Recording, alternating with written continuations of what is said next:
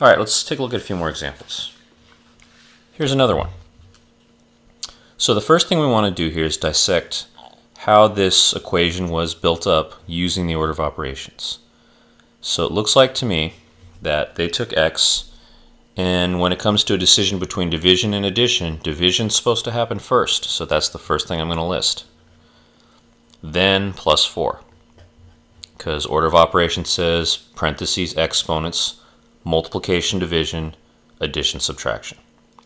Alright, so now I can pull my U-turn, and not only do I know that this plus 4, the opposite move is to subtract 4, I also know it's going to be the first thing I'm going to undo. So I'm going to subtract 4 from one side of the equal sign, subtract 4 from the other. These cancel. I get x divided by 3 equals 4.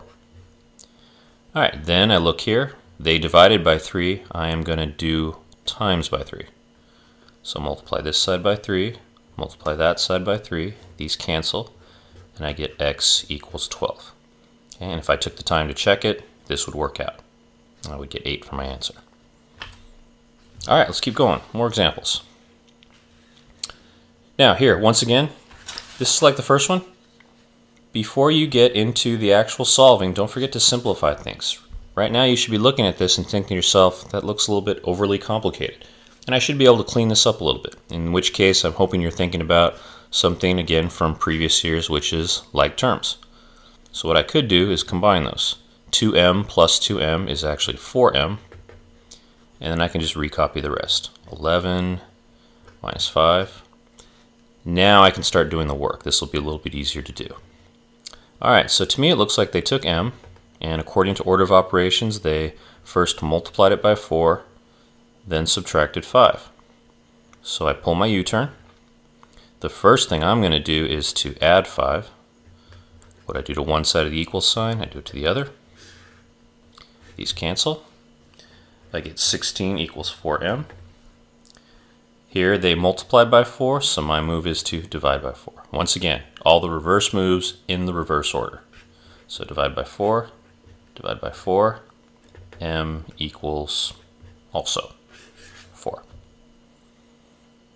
Okay, couple last ones. Now there's some tricks to these, so let's take a look. Now in this case, the reason why I chose this for our example is because there's something here that we've talked about before. We're solving for g, and according to order of operations, looks like the first thing they did to g was to multiply by 1/2. Then they added 5. So I pull a U-turn, and I do the opposite moves in the opposite order. They added 5, I'm going to subtract 5 from both sides. 1/2 g equals 4. Now, this is something we've talked about previously, but I want to bring it up again because we're going to see it more and more.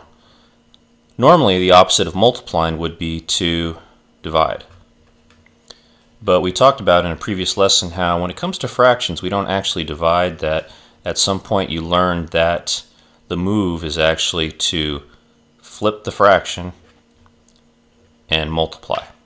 And so once again, this is something that is always consistent when it comes to dividing with fractions, so you might as well just skip to that step. It's the only place where we have to learn a little extra rule when it comes to opposites, that the opposite of multiplying by a fraction is to multiply by its reciprocal. Alright, so over here, we're going to multiply by 2/1. What I do to one side, I do it to the other. Again, all this cancels out because it's just 2 times 1/2, which is 1, or 1g. And then over here, I get 8/1, and 8/1 is just 8.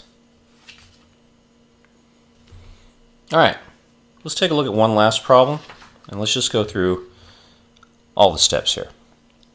Now once again, I chose this for a particular reason. This is a good, how should I say, a good situation where we want to clean things up first. It'll make our work with the roadmap a lot shorter as opposed to trying to undo all this. So first thing I would notice here is that there's distributive property to be done. That 2 times all of this, we know that the distributive property says I can do this. Turn this into 2y plus 6.